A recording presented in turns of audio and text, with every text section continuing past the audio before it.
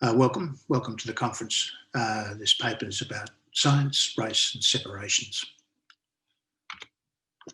I want to acknowledge the ancestors, elders and families of the Kulin Nation, the traditional owners of the land on which this university sits, on country which has never been ceded. Pay my respects to elders past, present and emerging. This paper looks into doing a genealogy of present-day trauma experienced by traditional owners of this country.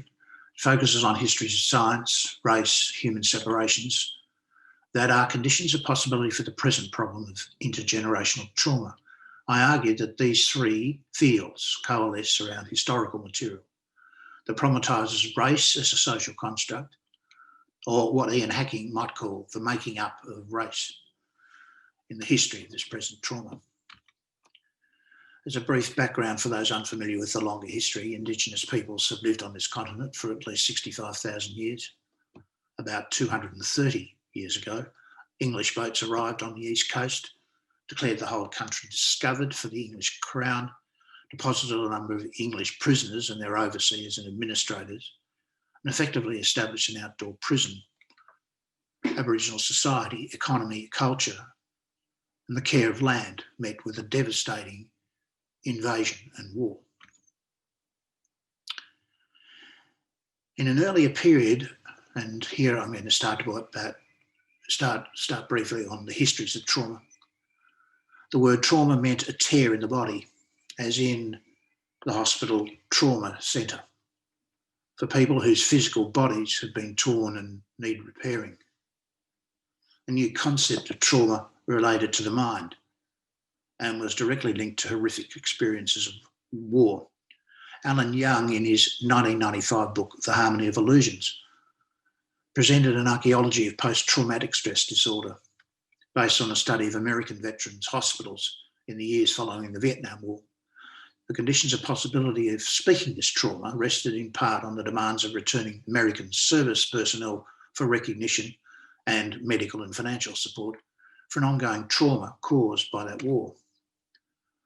More recently, Judy Atkinson's book Trauma Trails, Recreating Songlines, in 2002, was about the phenomenon of intergenerational trauma experienced by Australian Indigenous peoples. Atkinson is a Jimin and Bundjalung woman. Her book is an account of the relation between the colonising wars and the experience of intergenerational trauma. It demonstrates, among other things, the importance of the categories we use to name and speak about the effects of the colonial wars in Australia. The Southeast Asia conflict started in the mid-1950s and ended in April the 30th, 1975. Post-traumatic stress disorder appeared in the DSM in 1994.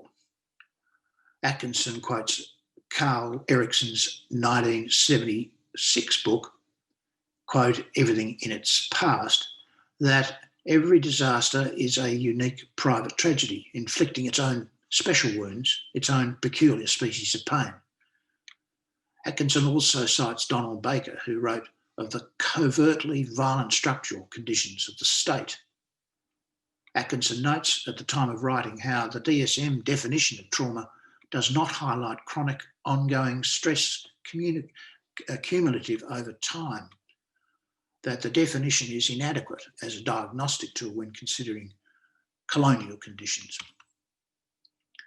Alan Young's account, along with Ian Hacking's Rewriting the Soul, both of which were published in the mid-1990s, identify those historical sources of the trauma of war. So the history of trauma has clear historical links to war, to the US war in Southeast Asia, but also to the war of the colonisers against Indigenous Australia. What emerges are different approaches to studying trauma, some of which are captured by knowledges of psychiatry and psychology. In the case of PTSD, the more specifically Psi meaning of the word trauma is related to war and wartime. Hacking and Young observed that the psychiatric profession linked this kind of trauma in the diagnostic manual to the category of neuroses. Trauma in the DSM was joined up to a study of all the old neuroses and they mostly had to do with a traumatic event in the past. In the case of Indigenous trauma experienced by Indigenous peoples, intergenerational trauma is produced and reproduced in the present, as this war by other means affects generations through the reproduction of similar traumatic events. These effects include those detailed in the earlier reports of the Australian Institute of Health and Welfare: Indigenous incarceration and deaths in custody, child removal, poverty, family violence, etc. The trauma discussed here is not easily amenable to psi categories, diagnoses or therapy. Here I want to distinguish a trauma and related affliction with the question of personhood. In the history of human sciences, personhood and the soul are concepts and objects of inquiry that allow a much broader set of objects around the individual and the social. In the psi disciplines are problematized in new ways, including those outlined at least since the publication of Julian Enriquez et al. Book, Changing the Subject.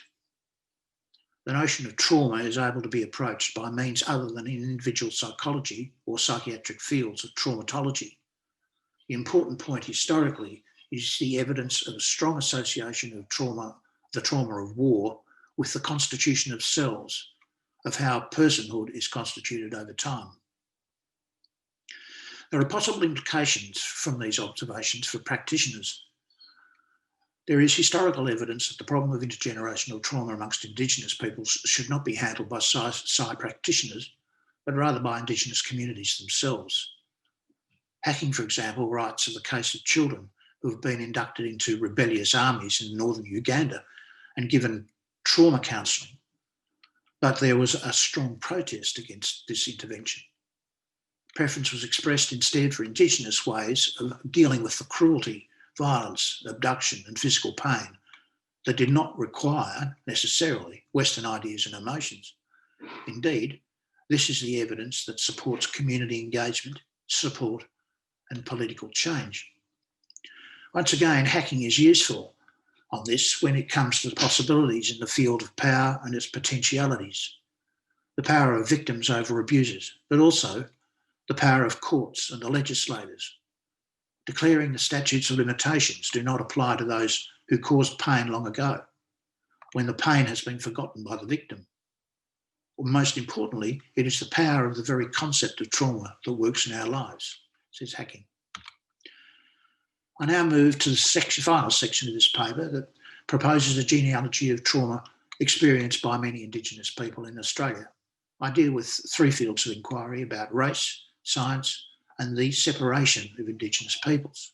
I suggest that three fields, science, including the psi sciences, race and separation, tend to coalesce around the making up of the category of the person and personhood. These must, of course, be brief. I have not much time. Early on, anthropology had effects in relation to countings of people on the mainland continent at the time of the arrival of boats. Leaving aside early claims that terra nullius incognito was terra australis incognito was terra nullius, and the question of what was counted, the economic historian Noel Butlin estimated that the size of the black populations in southeastern Australia in 1788 were at least 5 times the number that had been proposed, say, in Radcliffe Brown's survey published in 1930. Butlin estimates that during the first 60 years of occupation, the combined effects of the killings, disease and resource competition had reduced the Aboriginal population by 90% from the 1788 level. That is, almost a complete obliteration, an attempted forced extinction.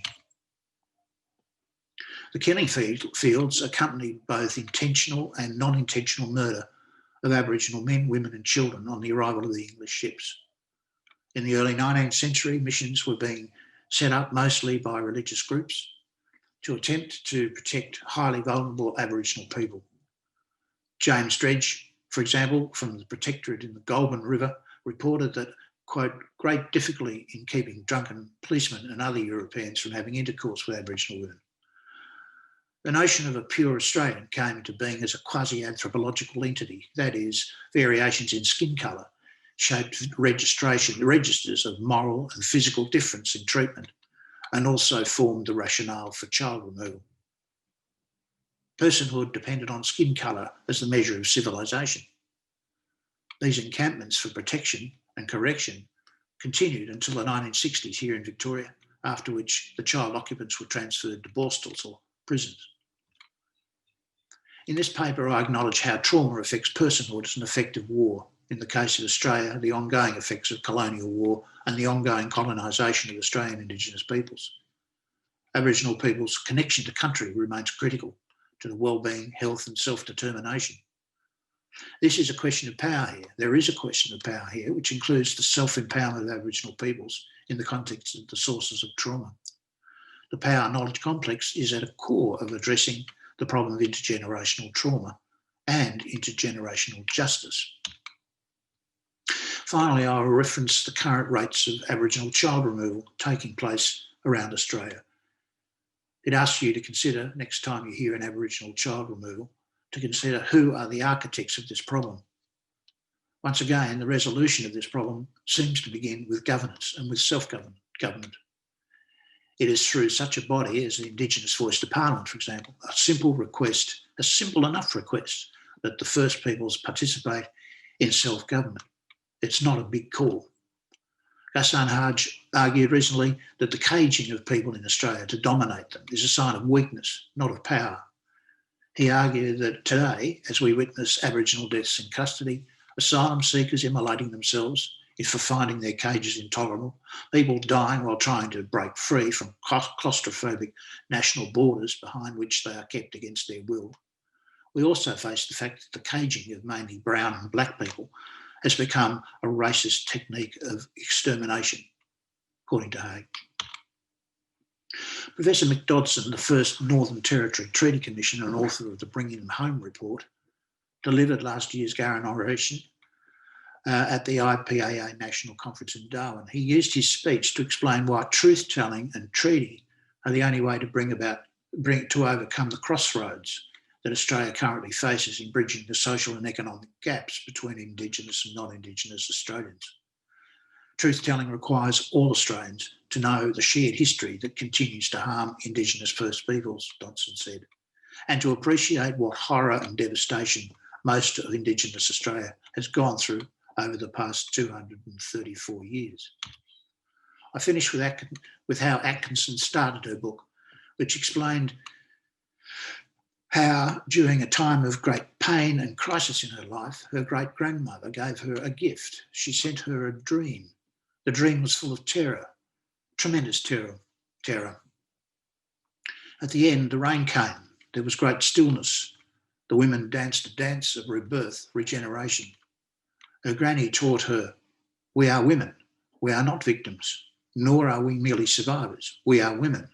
We have creation powers. We are the creatures of the future. Thank you.